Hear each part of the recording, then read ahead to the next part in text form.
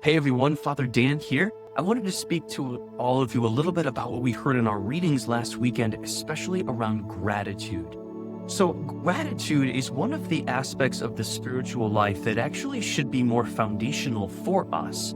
Back in the Old Testament, we knew that when worship was offered to God, it wasn't just asking God for something, but it was worship that was focused on thanksgiving, a sacrifice of thanksgiving specifically.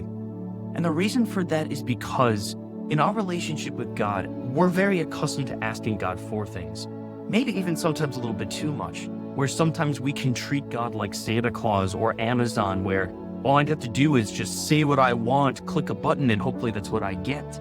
But that can often cause resentment against God because, thankfully, God doesn't always give us what we want. He gives us rather what we need. But the foundation of our spiritual life should be very much focused on gratitude. God has given us so much. Even in the midst of our trials, of our difficulties of life, God gives us so much. He loves us so much. So that even on the worst possible day ever, we can still give thanks to God. That creates an infectious joy and an infectious love for God that other people will rally towards and be inspired by.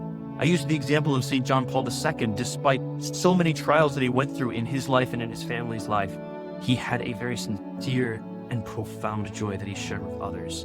So my invitation to all of you as we continue to go through this week is to spend time in genuine thanksgiving to God. Reflect on what God has given to you, not just in comparison to other people, but what has God given to you? Our lives, our families, every single opportunity we have to enjoy life and for others to enjoy life. That's a good place to start.